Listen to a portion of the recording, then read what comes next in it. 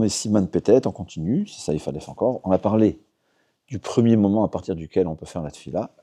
Et là, jusqu'à quand? Venim shach zemana ad sof arba shaot, shehu shlishayom. Et la fin, c'est jusqu'à 4 heures qui font le tiers de la journée.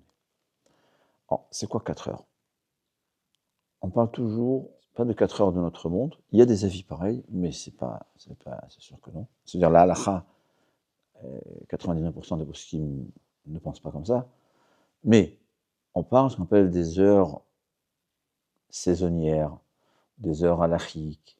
Quoi? Ça veut dire on partage le jour en 12. Et chaque heure, c'est selon le nombre de minutes. C'est-à-dire, quand le jour il fait 12 heures, alors chaque heure, elle est 60 minutes. Mais quand le jour il fait 18 heures, par exemple, alors chaque heure, elle fait, je crois, 90 minutes, si je ne me trompe pas.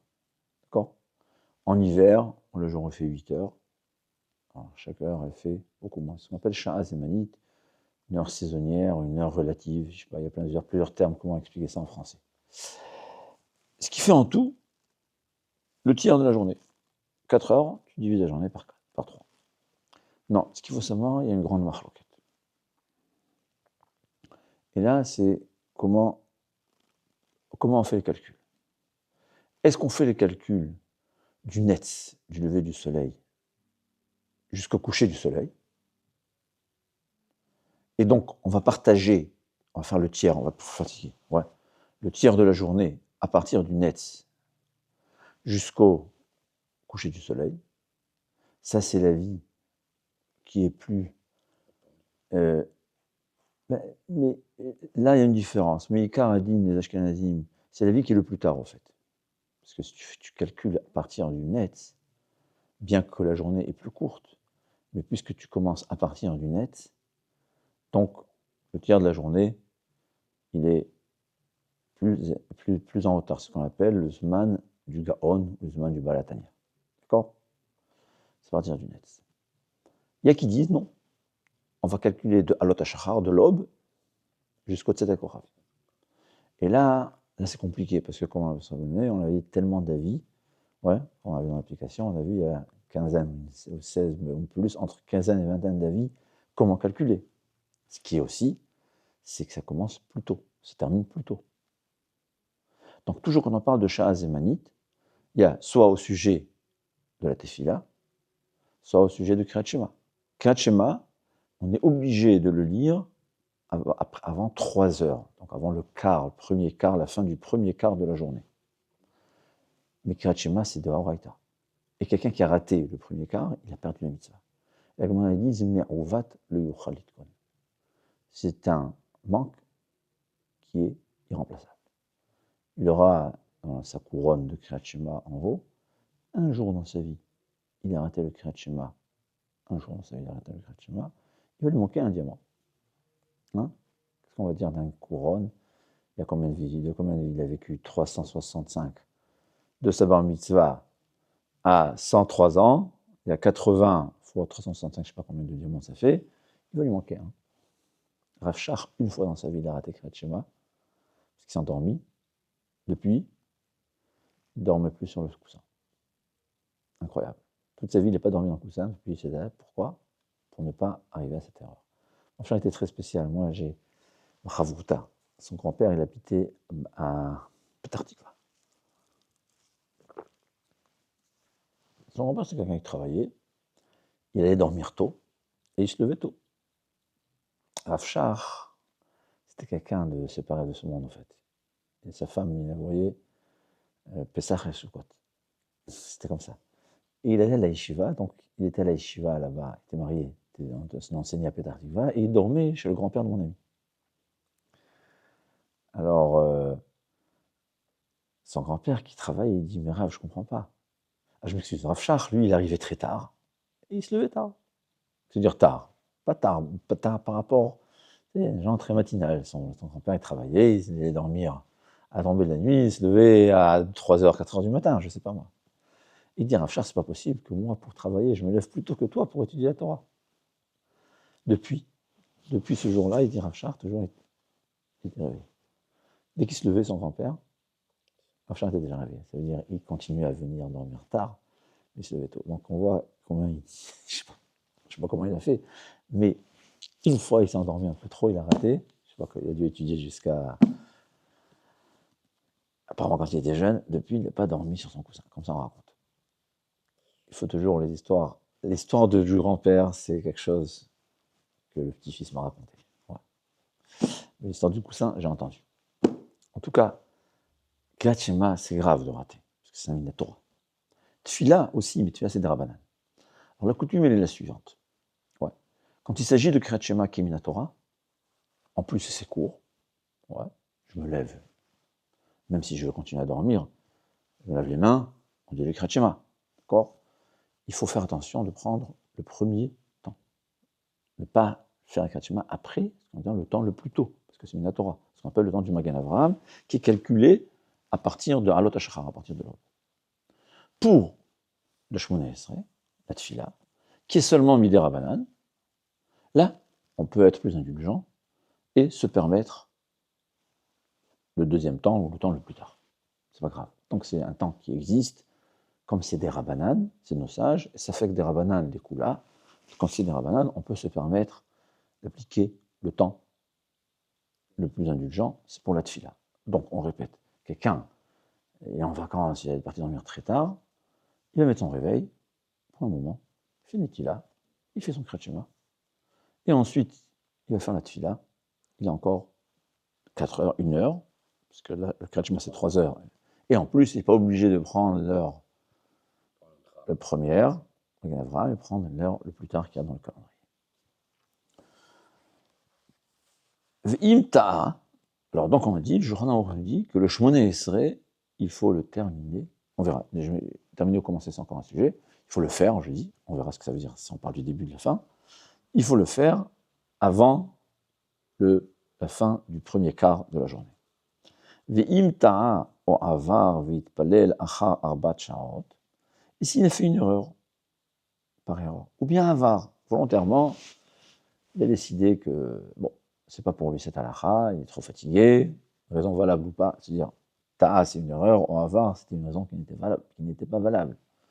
Ve'itpalel achar arba sha'ot, après 4 heures jusqu'à le midi, af alpi she'en lo sachar tfila bizmana, bien qu'il a perdu le mérite de faire la tfila au temps voulu, sachar tefila mehaika, mais il a quand même une récompense.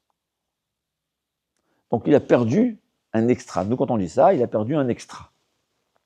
Tfila bismana. Mais ce qu'il faut dire, la Gemara, et ça fait peur. La Gemara, elle dit,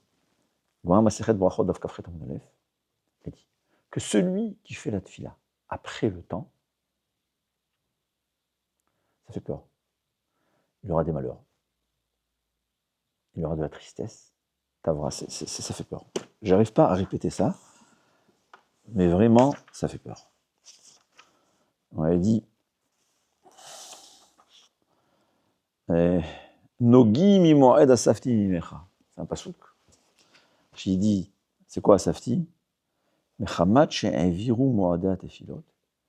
Puisqu'ils ont raté les moments propices de la tefila, on a dit après 4 heures, qu'est-ce qu'il aura? Hashem yarachem. Tavra. Cassure. Et aussi, les Gemara là-bas, elle parle des entends de tsahar. Nogi, c'est l'argent. Noga, ça veut dire de la peine. Tellement c'est grave. Mais il a fait la tefila. Ouais. Mais il a raté le temps. Donc il faut savoir, après 4 heures, c'est seulement en cas de force majeure. Il n'y a pas le choix. Au point où il ramène ici, d'après les poskim, il vaut mieux faire la tefila, même si tu vas rater Kriyat Torah. Ouais. J'arrive maintenant à Kriyat Torah, je suis en retard. Si j'entends Kriyat Torah, je vais rater la tefila avant 4 heures. Il vaut mieux faire la tefila avant 4 heures, plutôt que de Kriyat Torah. Il vaut mieux faire la tefila Beyachid avant 4 heures, plutôt que Betsibour après 4 heures. Il ramène aussi, quelqu'un qui voyage, il vaut mieux faire la tefila assis dans l'avion, avant 4 heures, plutôt qu'après debout. Sans talit et tefilin. Il y a une halakha que c'est très important de faire la tefila avec talit et tefilin. On m'a dit quelqu'un qui fait Kriyat Shema et tefila sans talit et tefilin, c'est un faux témoignage. Il dit qu'il faut mettre les tefilin, mais pas. Mais si à cause de ça, il va rater la tefila bismana, il faut savoir que c'est beaucoup plus important, la tefila, au bon moment. Donc, on parle seulement d'un cas vraiment, il a oublié, il ne pouvait pas. Bon, des fois, s'il a raté son cours, il risque de rater son travail. Mais il dit il vaut mieux faire la tefila avant le net plutôt qu'après 4 heures. Il faut savoir aussi. Ce qui parle, ça c'est le premier sujet. Donc, savoir. Maintenant, est-ce qu'il faut terminer la tefila avant la fin des 4 heures ou bien même commencer? Alors, le Mishnah Berurah, lui, dit il faut terminer la tefila. Il faut que je calcule que j'ai terminé ma prière avant. Mais il faut savoir que beaucoup de poskim ne sont pas d'accord et pensent qu'il suffit de commencer la tefila avant les 4 heures. Par contre, s'il y a Chazara Tachat, si on fait la Chazara, il faut savoir qu'il faudra calculer qu'on commence la Chazara avant la fin des 4 heures. Donc on parle de la tefila, on parle du Shmoné Esrei, évidemment. Après le Shmoné Esrei, c'est des rajouts à la tefila qui sont très très, très importants. Ouais. C'est comme si tu as une voiture sans la peinture. C'est exactement ça. L'essentiel, c'est la tefila. Mais si on ne fait pas la suite, je t'ai offert une belle voiture, mais bon, elle n'est pas peinte. Pas mal, non? C'est une voiture. C'est ce qu'il faut savoir. Donc, d'après le Mishnah Berurah, il faut terminer la tefila, mais suffisamment de poskim qui nous disent qu'il suffit de commencer la tefila, quand il y a la chazara aussi. Évidemment, comme dans tous les cas, quand il y a une marloquette, on fait tout pour faire le mieux. Ce n'est pas une obligation, mais c'est important. Ça montre notre amour à Hachem, notre amour à la mitzvah. Des fois, c'est compliqué le Shabbat. Parce qu'en hiver, le Shabbat, quand même, notamment pour le schéma, on dépasse souvent l'heure, donc il vaut mieux le faire souvent à la maison. Non, le schéma, c'est sûr qu'il faut la faire. Pour la tefila, on rate le Sovzman tefila, je ne sais pas. Parce qu'on peut quand même se permettre de faire le Zman le tefila le plus tard, qui est dans le calendrier. Tu vois, sur le Kaji, il n'y a même pas de suffisamment d'avis. Il ne faut pas troubler les gens. Mais il y a d'autres applications où il y a beaucoup d'avis. On peut suivre, comme c'est des rabbanan, on peut suivre, tant que c'est un avis qui est important, je ne parle pas d'avis unique, on peut suivre l'avis le plus tard, mais pour le Shmoné Esrei. Mais le Kriyat Shema, c'est sur la première des choses. Personnellement, c'est ce que je fais. Dès que je me lève, je fais brachot. Et tout de suite dans le Kriyat Shema. Ça, je suis tranquille. Je sais que j'ai fait. Par contre, ce qu'il faudrait faire, c'est dans ta tête, tu fais une condition.